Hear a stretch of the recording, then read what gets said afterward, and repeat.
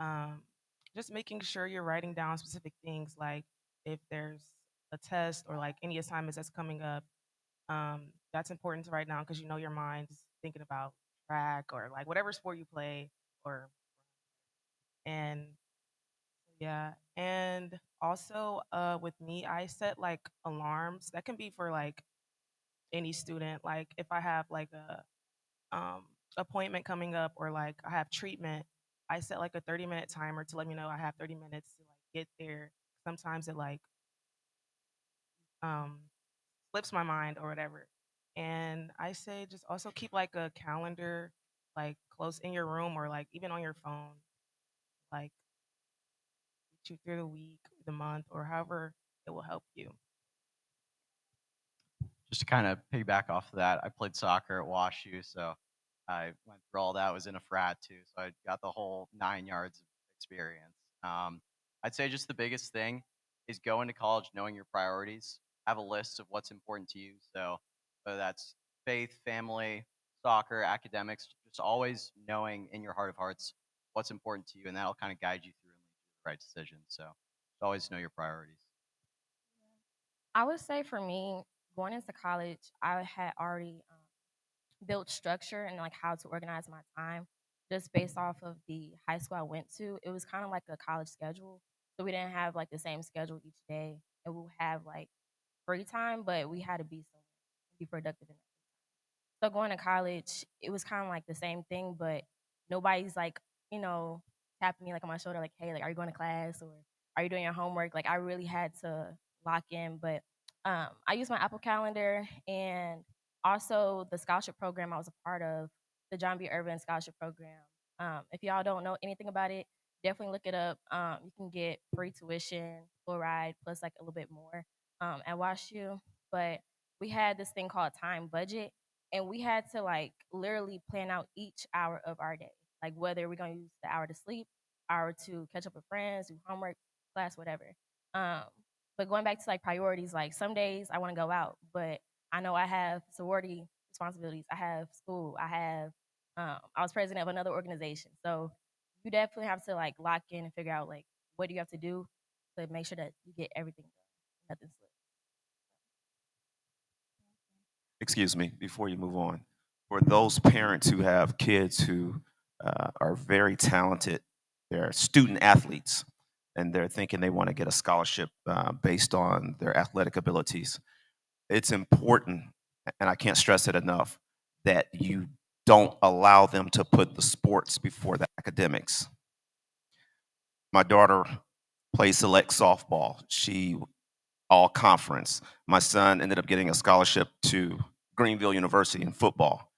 However, I partnered with those athletics to make sure the grades came first, because it's nothing worse for a great athlete get a scholarship, or you got to go back and do remedial skills, or he can't count his money. If it's not guaranteed they're going to get a scholarship, make sure you put the academics first. And to reinforce that with them, you're not playing if those grades aren't right.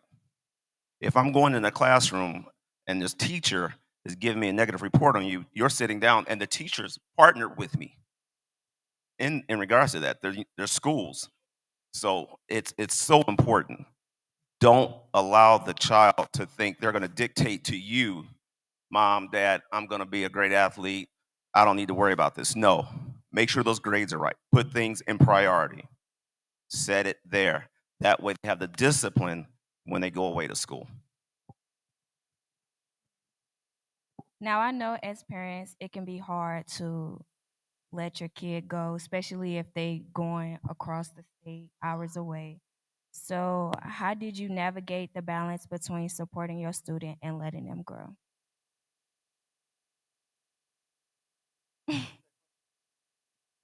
How did you navigate the balance between supporting your students and letting them grow? Um, well, the main thing, they had a great foundation. They were active here in their church, all four of them. They they worked in the church, choir, usher, AV ministry. That foundation there was was imperative. Their faith and the relationship that we displayed at home with God. Also, they knew what was acceptable, what we would accept and what we would not accept. You walk out this door, you represent this house. And because of that and the way that they conducted themselves in in school, already told me, okay, they were okay to go. So as they proved themselves, then I was able to let them go a little further, a little further, a little further. And my oldest son was the one who went the farthest away. He went to the University of North Florida, Jacksonville, and graduated there. However, he did well in school as well because of the foundation at home. Now I know while I was in high school, I had to fill out a lot of essays, a lot of them. So, what makes a personal essay stand out? Think just like authenticity. Um, read a lot of college essays, and I think there's topics that students are drawn toward. But at the end of the day, being their authentic selves, being able to tell us, like, hey, this is who I am, this is who I plan to be in college. In addition to that, I always tell students if you are writing about something that, like, an academic struggle, a personal struggle, any of those things, the more important part of that essay is how you overcame that struggle and how you plan to take those lessons into the rest of your life. So I always tell them, like, 25% explain to me what happened, 75% explain to me how you're going to, like, how you recovered from it and what lessons you learned from it. In addition to that, I also tell them, please have a trusted adult look over all your materials before you turn them in. Someone who knows the difference between there, and there, who's going to catch grammatical mistakes. Please do not type your essay on your iPhone. Um, just kind of like some of those basic things, but definitely just like a certain level of authenticity. One of my favorite essays I've ever read was just about a student talking about like how she went over to her grandma's house to learn family recipes and like how the process of like doing that taught her about like community and how she was going to take those lessons into the rest of her life. So not necessarily a super academic essay, but one that was authentic to herself and showed me a student who was both like emotionally mature enough to go to college and also had those foundational writing skills. How did you build relationships with professors? Okay, I guess I'll start. If you know me, I'm kind of like bubbly. I don't mind going up and just talking to people, but one thing that I really enjoyed at WashU is like we had small like little seminar classes, and I would go up to my professors after class, and I would honestly just continue the discussion. I would ask them if there was like time for us to meet one on one. If I had trouble with the material, I would email them. If I saw them in the cafeteria on campus, like I would say hi. Like you just kind of build that relationship just by putting yourself out there. And that goes like with anybody. Don't be scared of approaching people. Just go in it with like an open mind, an open heart, and just let God do the rest. Honestly, and just be genuine in your connections, and it will all pay out. Yeah, I agree with everything that she said. It's really important to have that one-on-one time with your professor because when you're in class, they're not really paying attention to who's really in class. So it really sticks out to them when you're actually, trying to um, ask questions and let them know that, like, hey, I need help with this. Also, when you build that connection with your professors, I mean, that can help you in the long run. If you need like recommendation letters or something like that.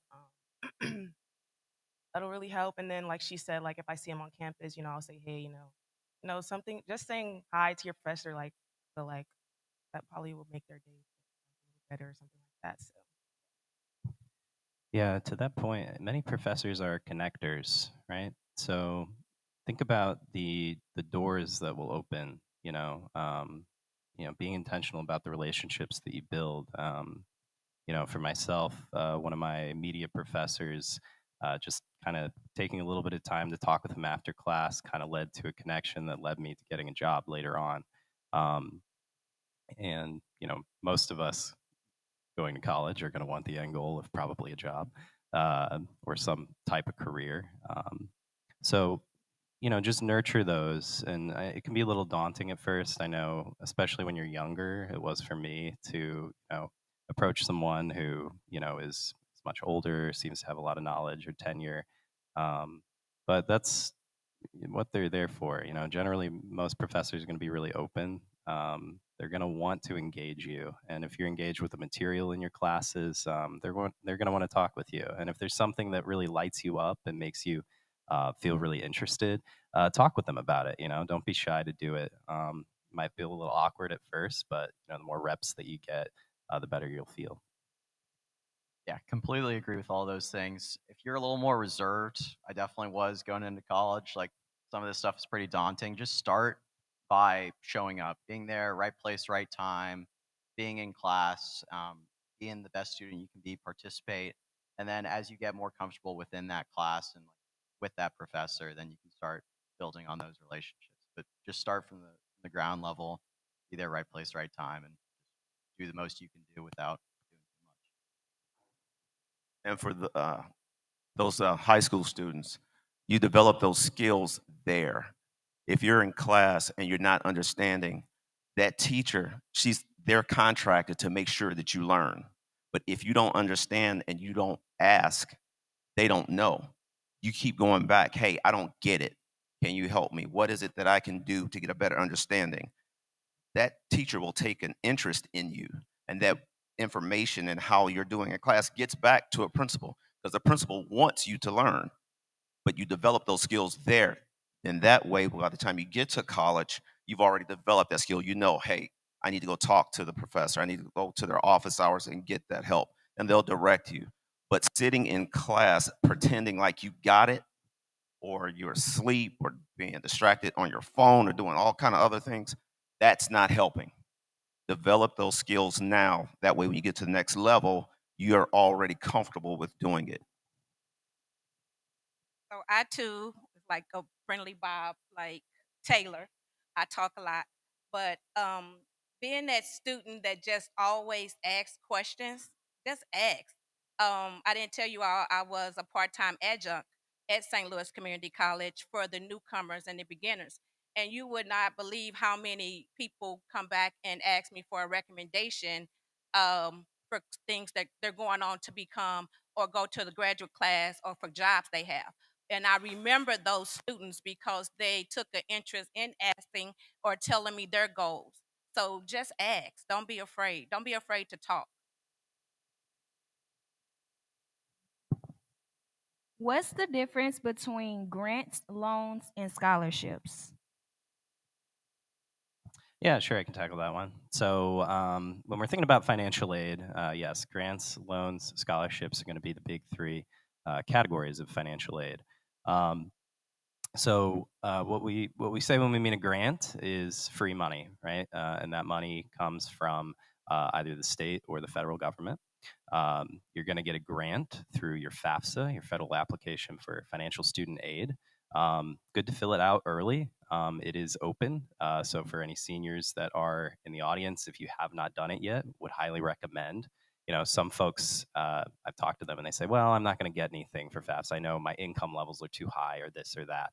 Just fill it out anyways. You really don't know. And, I've seen situations too where something happens, someone loses income, whatnot. It's good to have it because you can annotate it later and make up for that. So that's going to be a grant right now. So it opened in October. We're hoping that the Department of Education will get us the information. They were saying December, but realistically, it'll probably be closer to February, March. Obviously, there was a government shutdown as well, which may impact, how quickly that's going to process. But do the FAFSA, do the FAFSA, do the FAFSA. Every school is going to have a school code as well. So that's an easy way. You can just Google what's the school code. So make sure you send it to the schools that you're interested in. Otherwise, they won't get the information. So that's an important part when you're filling it out. And every school is going to have a financial aid office or something that's going to be able to help you, right? So don't do it, or don't not do it because you're ignorant of it or afraid to do it or don't know or don't have tax records or whatnot. Don't put it off because plenty of resources to help you do it. So that covers grants. Yeah, and well, there's Pell Grants, there's state grants, a bunch of that. So all grants are generally stackable as well with any other money that you're going to get. So scholarships, um, you know, when we think about scholarships, we can break it down into a few different things. Scholarships that the school themselves offers, and then external scholarships. Each school is going to offer either probably a merit. At UMSL, we offer just automatic scholarships based on your GPA. Uh, some schools do SAT, ACT scores. And then we offer competitive scholarships too. We have a whole list of them that are on our website. You fill out one application that asks some short essay questions. Each school is going to have a little bit of a different process, but go on the website and look at everything that you can. Now, sometimes those are stackable, sometimes they aren't. Sometimes getting a competitive scholarship will replace a merit scholarship for a higher award amount. And then external scholarships. So always encourage students to apply for these as well, because there are tons of resources in the community, or just websites, donors, these places that just give out money, right? And sometimes you write an essay, sometimes your involvement in something like Scouts. We have this thing that a lot of girls qualify for because they were in Girl Scouts, and they can stack that money with their merit money and their Pell Grants. So we have students, sometimes they don't pay anything. Sometimes I've seen them get paid to go to school because they're stacking these external scholarships. So scholarships.com, fastweb.com, but go to Google and just say external, scholarships. Oh, yes, you have a question? Okay, yeah. Yeah, you want to take over loans? I've talked for a lot. I'll take the most fun one. Loans. Loans are going to be money that is borrowed, whether that be from the federal government or private student loans. When you're looking at those federal government loans, it's going to be another really important place that you fill out the FAFSA, because that's going to determine whether you get subsidized or unsubsidized loans. Subsidized loans are ones where you are not paying interest while you are in school, whereas unsubsidized loans, that interest is accruing while you're in school. With both of those, you do not have to start paying them until 6 months after you have graduated.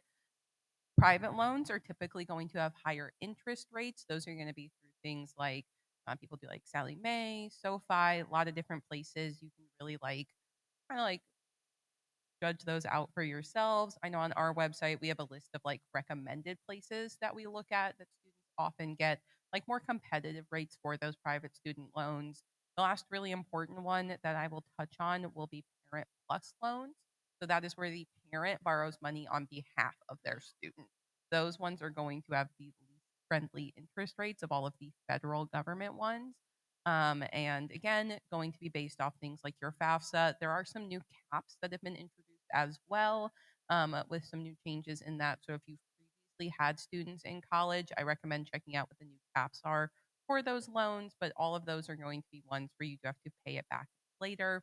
At most colleges, you're also going to have to take an introductory course into what it looks like for you to be paying those loans back. I know a lot of students just like to let that video play and click through it really fast, but please take notes and know what you're getting yourself into before you start that process.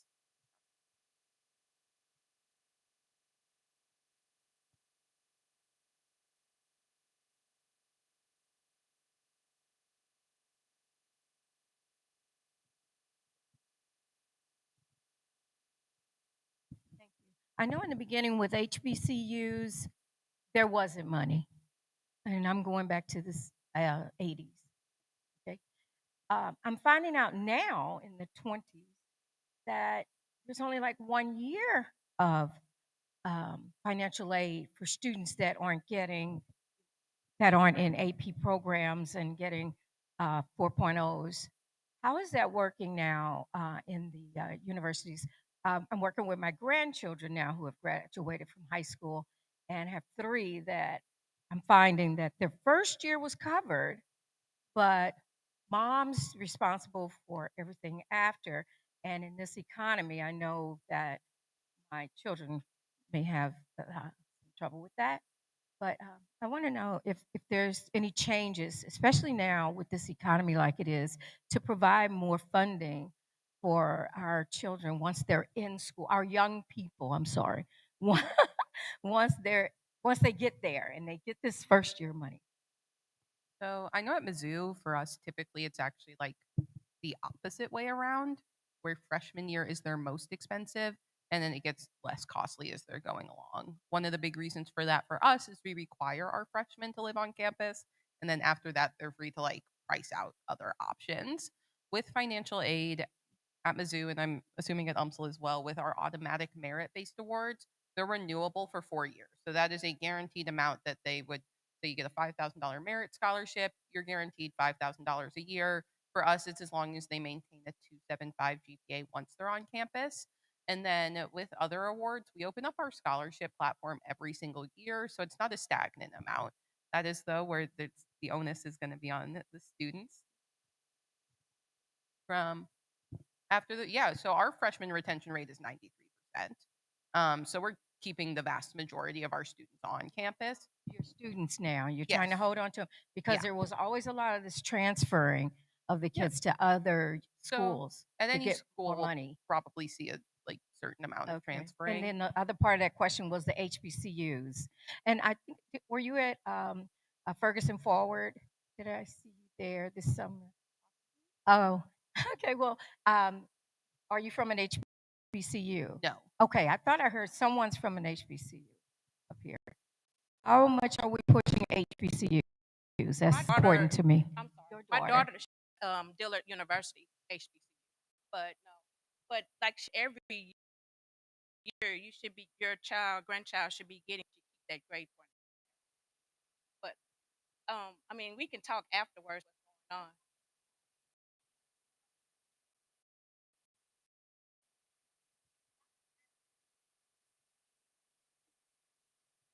And people change. So I'll give you an example. My son, he graduated from SEMO. He went to Berkeley, McClure South. He got a full ride scholarship to Western Illinois to be an engineer. He got there, and the major wasn't what he wanted. He actually wanted to become a mechanical engineer. So he transferred and went down to SEMO. But he went on scholarships. He lost the scholarship at Western Illinois because that was for 4 years. But he transferred. But we got scholarships. I tell you, when I say apply, you apply. So he had academic as well, but he went on scholarships, and then he graduated from SEMO. But people do transfer. Are there any other questions from the audience? Okay, I have like two questions, but my first one is for the budgeting for a first year student. How's that supposed to work? Or like, what do you guys think the best options are for budgeting? If you want to like live in an apartment or, the scholarships that you have, just basically how to budget everything that you're having to pay for during college. So I think a lot of students make the mistake of just looking at tuition when they're thinking about college. What you need to look for is the total direct cost of attendance. At Mizzou, our tuition falls between around 15 to 19,000 a year. Our total direct cost of attendance, so that's going to include food, housing, fees, any of those. If you want to have your car on campus, all of those things. So you need to look at that whole encompassing number. Falls closer to like the 30 to 34,000 range. So definitely a big difference. In terms of how to budget that out, attend as many financial classes as you can, start saving early, and then just have like a really pragmatic sense of what like you like can and can't afford. Like I know I had my parents sat me down, we had a conversation. They were like, you need to, this amount in scholarships for you to go to these schools. It was just like a very like frank conversation in our household, and something that like I talked with college advisors about, I talked with financial aid about, I talked with my high school counselor about. But that's definitely look for that total direct cost of attendance and utilize net price calculators. I was just going to say, shameless plug for ROTC here. One of the coolest things about ROTC is that you can apply for both a national and a campus-based scholarship that will pay for your full tuition, room and board. You get a $420 a month stipend and a $1,200 fee for textbooks going into college. So like I went to WashU. I made money going to WashU, which is like the craziest thing to say. Like my parents love me for that. They're But it really sets you up well financially, and then afterwards, if you're going in the army, there's so many financial benefits, health benefits. So I just got to put that out there. It's a great avenue for that. Okay, and then sorry. And then my second question was about like websites for scholarships because like I'm looking now and I know about like my scholarship central, but I'm still like looking for other like websites to look for scholarships. So Okay, I'm gonna take that one because I was very adamant for not paying anything for college. My scholarship central, yes, because those scholarships are more like region, like state based. So you have a smaller pool of candidates, so you have a higher chance of winning. Um, Outside of that, I really found a lot of scholarships through Instagram. So if you go on Instagram and you just like search uh, scholarship, I don't know, scholarship page, like whatever, it'll populate a different people who post scholarships daily. I applied to some of them scholarships and I got them. But the thing is, it doesn't stop once you get into college. Like I kept applying to scholarships even when I was in college. Um, and another way how to get money back is I would apply to be a residential advisor. I applied my fall semester of sophomore year. I had my interview spring semester, and then I was a RA junior and senior year. So that's how I was able to get free housing and free meal plan. So junior year, I stayed on campus. I did have I had freshmen. My senior year, I had an on-campus apartment. Mind you, it was being all paid for, free meal plan. Plus, I was getting money back because I had a separate scholarship program. So for those who are wanting like free housing and whatnot, I know some universities you can be an RA even like your sophomore year. It really just depends. But yeah, definitely look on social media, Facebook, because a lot of people are posting different opportunities daily. But websites, those work a little bit hard for me. But my scholarship central was like a really good. So don't only just look at online because I think Sharon and she's back there. We were talking about different organizations, your church, your bank, the St. Louis American newspaper was a great place where my son received a lot of scholarships from Anheuser Busch and things like that. As mentioned, he's an African American engineer. He went to looked at the uh, looked up first, African American engineer student, and then they had scholarships off for that. So also, he went to college and he wanted to live in a suite by himself. He didn't want a roommate, so he became a student worker. So look into that, but you have to fill out your FAFSA just if you want to be a student worker. So always apply for that, no matter what. But yeah, there's so many different organizations out here, not just under the website, that you can start ask questions. Your local grocery store, they have it. And one more thing I want to tell you, I met a lady at work who has a non for profit, and they had scholarships, and she told my son to apply. And now he did have a 4.0, but she said just in case he don't have a 4.0, still apply because we have to give that money. So think about people who don't apply and they have a 4.0, and then you apply, you got a 3.0.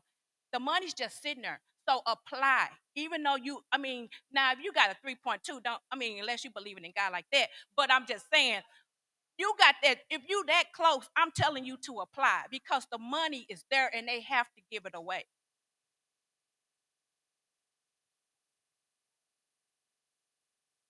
There you go. It's kind of hard on a freshman and a sophomore because their schedule is so tight. Part-time job, Starbucks, Yeah. good for education. Yeah, I worked well, I worked at a casino for a little bit, which weirdly they did provide me with some tuition reimbursement. I had a little stint where I went to community college to take some courses, but they would have paid for university classes as well. So there are some companies out there that do offer that for undergrad. Um, grad school a lot, but there are a few out there for undergrad as well. Yeah.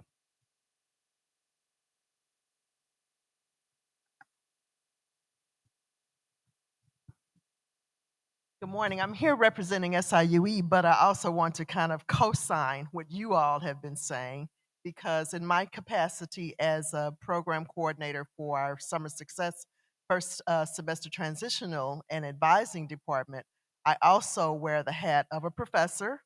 I'm working with a student right now because he was kind of suffering in silence. but he came to me, and I appreciated that. I'm working with him right now so that he could pass my class. So my point to you all as future college students, always, as someone said up here, talk to the professor. Talk to the professor, because that we can't read you all's minds. We can't. There are things that are going on that you have, and let us know what's going on. And then you all, I think you mentioned about the student athletes. I used to go to Florida State. I taught 4 years of future football players. They thought that they were going to coast through the class. No, no, no, no. They thought they were going to go pro. Half of them did not. Get your degrees, student athletes. Get the piece of paper. And then lastly, the young lady mentioned about the essay. I'm an English teacher. Do not AI your way through a scholarship. They will find out. They will find out. So please, definitely get someone, a counselor, a teacher, read over your essay. This is a little shameless plug for Legally Blonde, but Reese Witherspoon's that section when she applied to Harvard Law School. You know, she was her authentic self in that movie, and she got into Harvard. So I just wanted to kind of share that. I'm a communications major, so never give me a microphone. So Any other questions from the audience? Take it on back to you. Okay. Okay, so I play softball and I'm thinking about like I just kind of started thinking I wanted to play in college. So, how do you like get involved with like trying to get scouted or just not necessarily scouted, but just getting in like communication with like your like different coaches if you're trying to like go to a college and play a sport? Um, I would say specifically, well, when I was in high school, Twitter was a big platform where people like put their like just different highlights of their games or meets, and that's where coaches will reach out. But also, you can also literally email them or reach out like directly to them. And yeah, Uh, what grade are you in? Okay. Um, you should get started. Yeah. That's not, I mean, it's not unheard of. Yeah, for sure. Um, yeah, start talking to the coaches. Typically, most college websites are going to have the coach and the athletic director information on the website. At UMSL, we do. Also be kind of realistic and strategic about the division, right? Like UMSL's NCAA Division two, two is Division Or one, D1. D1. So you know. And sometimes you can do a walk on, sometimes you might get a scholarship, but like for us, we have actually like a questionnaire you can fill out on our website. It's called an athletic recruitment form. Fill it out as soon as you can. It'll ask you questions about your experiences in high school, if you did any club, you get an opportunity to plug any sort of ranking websites that you might have, so that that just kind of gets the ball rolling, gets the process started. After that, I would say send a very individualized email to the coaches, the athletic directors, and give them a phone call too. Probably won't answer, so you can always leave a voicemail, but they do try to get back as soon as possible. And most sports usually end up doing some sort of camp or something over the summer or at a certain point in the quarter. So that is an excellent way to like get that FaceTime, right? And start building that connection. So yeah. Just piggybacking off of that because I played softball as well. I know we're going into like the winter time, so we're going to do well. They're going to do more like training camps or like conditioning. Just go. I know for me, I played on what 2, 3 different teams just so I can get like different exposures to different tournaments, in state and out of state. But even for example, St. Louis Chaos, right? Let's say like you don't play for them, or do you? I don't know. So okay, but let's say like with St. Louis Chaos, they're well known. A lot of their players go D1 or D2. You can reach out to the coaches and just say, hey, can I train with y'all? Can I practice with y'all? Because a lot of times they're in connections with college recruiters and coaches. Sometimes they come out to their conditioning practices, their scrimmage games, because we've witnessed that firsthand. And then when the spring rolls back around, try and get into those tournaments. Try and I don't know, the team that you play for, did it have like a platform where they submit your footages?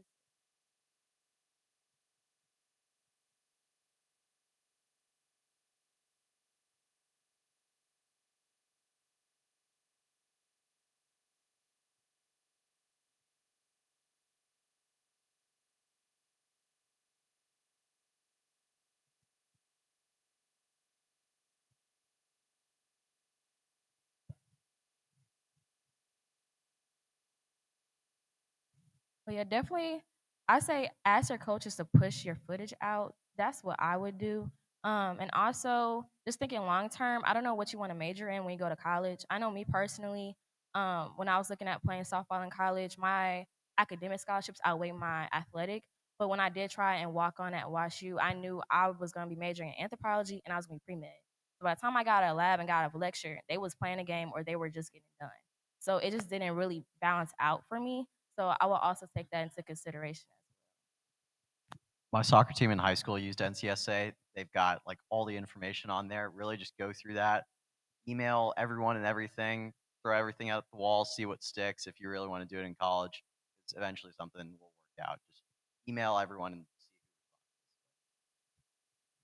see. Um, what is the biggest difference of going to college in state versus out? I think so definitely like there's a lot of differences in tuition at a lot of schools. That would be the number one thing I look at. There are definitely schools in border states, so states that touch Missouri and a lot in Illinois that do like reciprocal agreements. So they charge students that live in St. Louis or live in Missouri the same amount as in-state students. So that's the first thing I would check out. Um, the second one is okay, so this is where, again, college visits I think are really important to take the method of transportation that you're going to have to take to get home. I really thought I was like, I grew up in St. Louis. I was like, I am done. I never want to live in this state again. And then I drove 4 hours to visit the school and was like, ooh, this means I'm 4 hour drive away from my mom. And that to me just didn't make a whole ton of sense. So I think that that's one of the big ones too is like distance and cost are going to be your two biggest factors. Yeah, on that note, so for most students, it's going to be their first time with sort of full independence if you're going out of state, right? With that comes great power and great responsibility, right?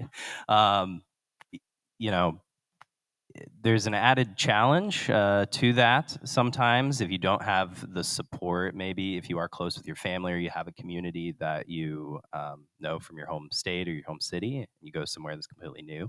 That can be exciting and very fun, rewarding to kind of put yourself in a new place and kind of build something. But it can always go the other way too. Some students struggle with that. They have a hard time if they don't have the support of their community or certain people. Or, there's such a plethora of options for fun out there that they get sucked into it, right? I can't tell you how many countless students they went out of state, had a lot of fun, and well, they ended up, going to UMSL for their next year, going, St. Louis Community College because they had too much fun. So, nothing wrong with fun, but you have to think about your long-term goals and what you want to do there. And yeah, ultimately, um, I think culture is another big thing too. If you're going somewhere like really far away, it might be a totally different culture. I mean, there was this girl I went to high school with who she ended up going to Florida, and she mostly got obsessed with the idea of this school from social media. Never visited, just decided to go, and it didn't really work out for her. She was just really kind of overwhelmed by the differences in the culture. Ended up coming back and luckily finished out her degree program here. But just things to kind of consider. It's the first time you'll have a massive amount of independence, and again, with that comes a great responsibility. So. I'm going to really quickly, if you are tabling at the fair, we're going to be wrapping up here in a second.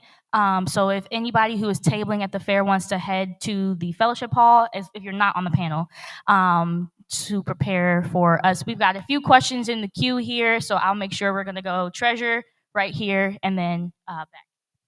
I wanted to know like how hard would it be to like balance a job while in college? Because like depending on what you're doing, like will it be hard to like balance the job? Yeah, I always tell. So I worked while I was in school. I think one of the things that we've talked about up here is the idea of having an on-campus job. I think that really like lowers the one like a little bit more flexibility. So I know I worked in a dining hall, so I would get free meals while I was on campus. At the beginning of the semester, I gave them my schedule, and we worked around my schedule. Whereas when I worked at like a retail establishment, there was less flexibility to work around my schedule. So again, I think when you're approaching jobs, it's going to vary a lot from job to job, but on-campus jobs are typically going to be a little bit more flexible in terms of like recognizing that you're a student first and working second. Yeah, on-campus jobs are awesome if you can find one. So always look and see what's available. A lot of universities and colleges will have the list of jobs posted. And if you may qualify for work study program as well through FAFSA. But yeah, it can be a challenge. I'm not gonna lie. I at one point was working, upwards of 25, 30 hours a week while going to school full time, and it was a lot.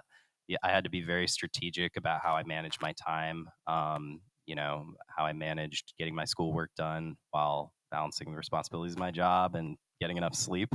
So it can be challenging. I think be upfront with your employer and don't kind of if your goal is the degree, put that first. And if there's need for money immediately, just balance that with maybe thinking about other options to subsidize the costs. So yeah. I would say try and get a job on campus that allows you to have, or get a job on campus that you won't be too busy at. And here's what I mean. So, for example, I worked in the mailroom, and I really just had a lot of downtime. So I was able to do my homework while I get paid on the clock. So I would just give people their packages and then go right back to work. That's one thing I would do. Or you could like work in somebody's like research lab, or be an assistant for a class that like you really enjoyed. So you'll be able to teach other students while getting paid for it. If you do like the research component, you'll be able to um, deepen like your understanding in like a subject or some type of topic and get paid, and later be able to present that research later down the line. That goes into talking to your professor, because, and I go back to my son because he was speaking to his professor who's an engineer, and they had an opening, and he became the assistant in the classroom to the professor. So start talking. You have openings. Your career center has a list of openings. That's how I became a student worker. Your second year, you might want to become an ambassador that's going around and teaching the newcoming students about the school. So just think about that. Thank you very much. My name is Anita Phillips. I represent Top Ladies of Distinction, Top Teens of America. My question is, and also I'm a scholarship chair. My question is about the land grant. Did anyone speak on the free opportunities for you living in Missouri and possibly can go to a school, a HBCU school in Mississippi, and I don't know how that works. Well, I do because I have 4 kids in college, and one of them's an engineer. However, can someone speak to me about, or speak to us about the land grant and how that works, and how we can get an opportunity for the youngsters to go and to these universities or colleges for free? Thank you. Anybody have that question? Yeah, so in Missouri, we do the Missouri Land Grant. It is, for us, it is because we're our state's land grant school. In every state, you're typically going to find 2 schools. One will be the flagship, so that's the first school. It's also typically the most like academically high school, and then the other one is the land grant. So land grant schools have a duty first and foremost to serving students from that state. So in Missouri, Mizzou's a little weird because we're both the flagship and the land grant within our state. For students who are Pell eligible, we cover 100% of unmet need for tuition and fees. So that is also something that is that. So you get your Pell grant, you get typically a Missouri Access grant. So that's something that would also, you guys, I'm assuming, do the Missouri Access grant as well.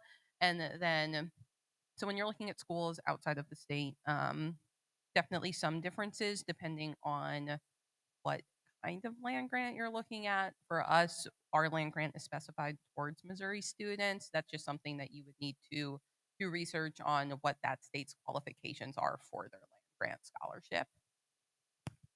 Yeah, and in addition to the land grant, Olivia mentioned this, but there are a lot of schools now that are doing in-state tuition for bordering states. Even some UMSL actually is now offering in-state tuition for all 50 states in the U.S. So this is becoming more of a trend for some schools as they are trying to attract more students, and so that can be a really nice incentive for individuals that want to go out of state but are don't want to pay that out of state tuition fee. All right, we have 2 more questions here, and then we're going to transition to the fair. So if there's any other questions that you have, all of these individuals will be in the fellowship hall for you to ask questions to them one-on-one. So again, we'll have these last 2 questions here, and then we'll transition. Back on the topic of scholarships, could you all walk me through the process, like coming fresh out of high school and then having a scholarship? Like, how does the process go for that? Yeah, so our scholarship process, and this is where, so when I encourage summer after your junior year, if I tell students narrow it down to maybe like a top 5 schools that you're looking to apply for, write their deadlines down. I know that for Mizzou, one of the things that trips people up is we don't have an application deadline. We do rolling admissions. We will take your application through the summer after your senior year. If you're deciding last minute, our scholarship deadline is December 1st for the majority of our departmental and general awards. So if you're looking to stack scholarships, that's where that's going to start. Once you're starting college, most awards are going to be applied first to tuition and then to housing, any of those other direct costs, and then any of that extra money. So let's say that tuition's been paid for, housing's been paid for, Mizzou is happy, you have paid us all of our money. After that, you're typically given a refund check. So that's where we've had some students talk about being paid by their schools. And then it's up to you to decide what to do with that. With that, that's going to be where that budgeting comes in. I had friends who used their refund checks to buy clothes first. I had friends who used their refund checks to pay rent first. So there's definitely that's where it'd be up to you to enforce some of those skills. And so financial aid's going to work on a very basic level. First going to go towards tuition and fees and the other things that your school needs you to pay them. And then after that, it's up to you. Or scholarships that specifically say tuition only that won't go out to you can't get. But there are scholarships that they're free will. You don't even have to give it to the school. And I mentioned that my son had the Anheuser-Busch scholarship. It was $5,000. He didn't even have to apply it to the school. It was his free will. So, but there are scholarships that you have to they will hold it to the next year. And if you continue to go to that school, then the money's there for you. I wanted to know what's the difference between dual enrollment and dual credit, and how do colleges view them? I wanted to know what's the difference between dual credit and dual enrollment, and how do colleges view them? So in my experience, they've been the same thing. Yeah, well, I think we delineate between, so we have, when we use the term dual enrollment, we mean typically students that are enrolled actually in a community college, but are taking some courses at UMSL or at a university as well. And when we use the term advanced credit for students that are in high school taking college level credit classes, typically, yeah, UMSL, Mizzou, SLU, Missouri Baptist, those are big ones in the St. Louis area that offer that advanced credit. Typically, that's coordinated through your college advisor at your high school to what is offered. There are also AP courses. Those advanced placement courses, if those are offered at your school, will transfer over. You take them through, or you get the transcript from College Board for those AP level classes, and typically those will count as credits towards your first few years of high school. I'm not entirely sure about the process of if there's anything you can do if your school doesn't offer. Yeah. Some community colleges will allow you to enroll in classes while you are in high school if your high school does not offer any dual enrollment options. So there's some programs you can do either over the summer or in conjunction while you are currently in school. I know that STLCC does I think they do a Core 42 program where you graduate from high school with your associate's degree as well. All of those Core 42 classes are guaranteed to transfer to any public school within the state of Missouri. Both of us also have like websites. So does WashU, where if you just Google like WashU, Mizzou, UMSL, SLU, any of those credit transfer, you can usually find the like one-to-one equivalent. It also doesn't hurt to reach out to like, I know I talk to students before they take classes they'll ask me like, hey, is this a class that basically is going to come to Mizzou with credits that are like worth my time and my money? That is something that you can always like run past us, run past your high school counselor before you take the courses. Alrighty, let's give a round of applause to our panel and to our panel host over here, Layla. Okay, so again, Eugene, Olivia, and Sean will all be in the fellowship hall tabling on behalf of their institutions. If you have any questions specifically for these four right here, feel free to come up and ask them those questions after we are transitioning toward the fellowship hall. If you came in a little late and have not yet received a name tag or a gift bag, please make sure that you check in the vestibule right outside these doors before you head to the fellowship hall. Again, if everybody would refer to that packet that's inside of those bags that you got, there are some tips for these conversations. If this is your first event like this, make sure that you're speaking up, speaking clearly, introduce yourselves. I encourage you to talk to institutions and organizations that you've never heard of, that you've never even considered, because they are here and you never know what God might reveal to you today as you are able to engage with new people. And again, if you have any questions, feel free to ask any of the Next Gen team members. And let's make it a great next hour and a half. All righty. Thank you all.